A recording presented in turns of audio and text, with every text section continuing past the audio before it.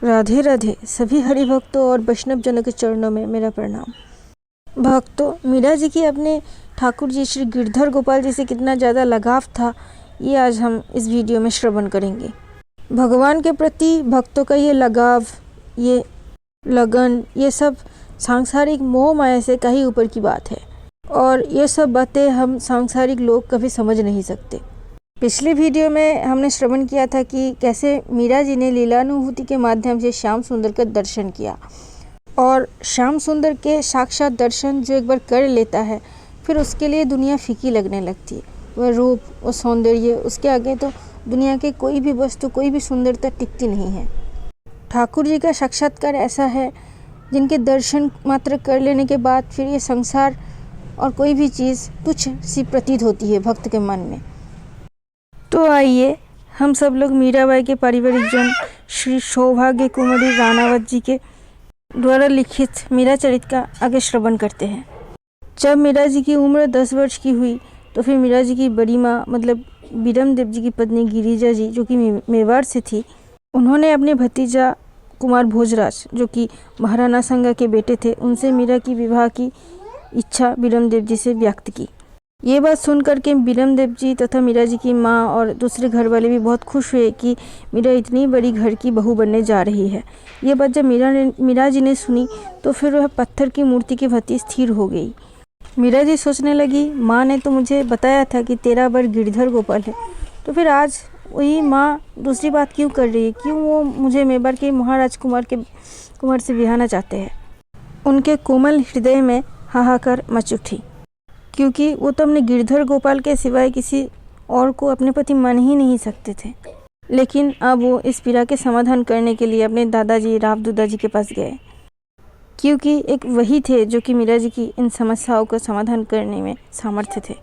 पलंग पर बैठे दुदा जी नाम जप कर रहे थे। मीरा जी जाकर पलंग के पास खड़ी हुई तो फिर दुदा जी ने कहा, क्या बात है बेटी, आज तू प्रसन्न दिखाई नहीं दे रही है?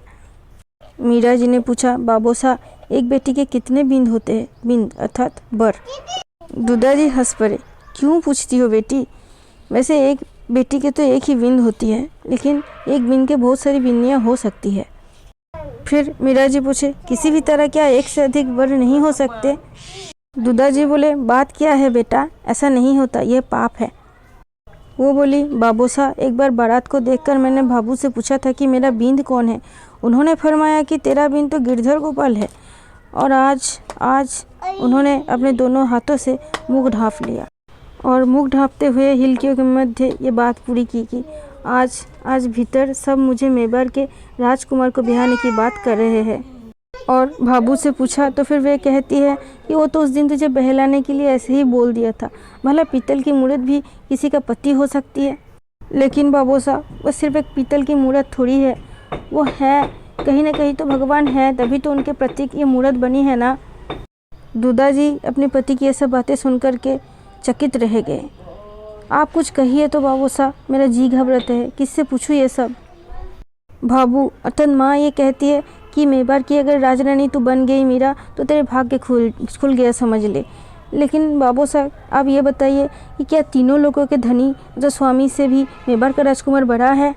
और यदि महाराजकुमार बड़ा है तो होने दो, मुझे नहीं चाहिए।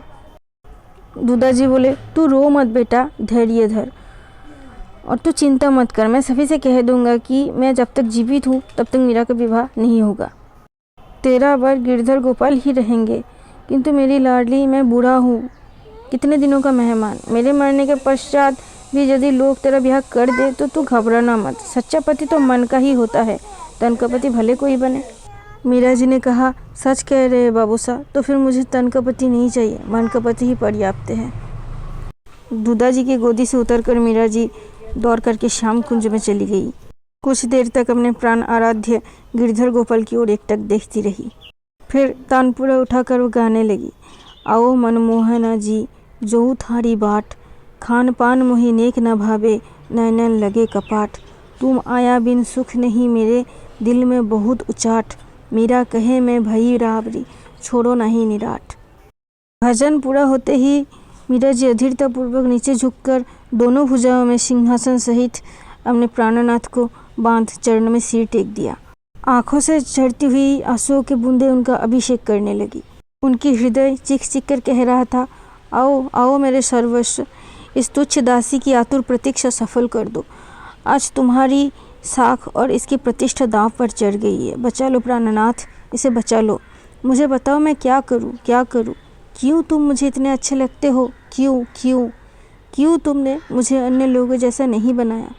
क्यों तुम अच्छे लगते हो? क्यों अच्छे लगते हो? क्यों अच्छे लगते हो?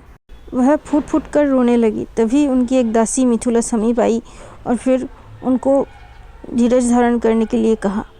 ये दासी मिथुला भगवान श्री कृष्ण की अपनी दासी है, मतलब निज परिकर है। उन्होंने मीरा जी की सेवा के लिए उनको भेजा।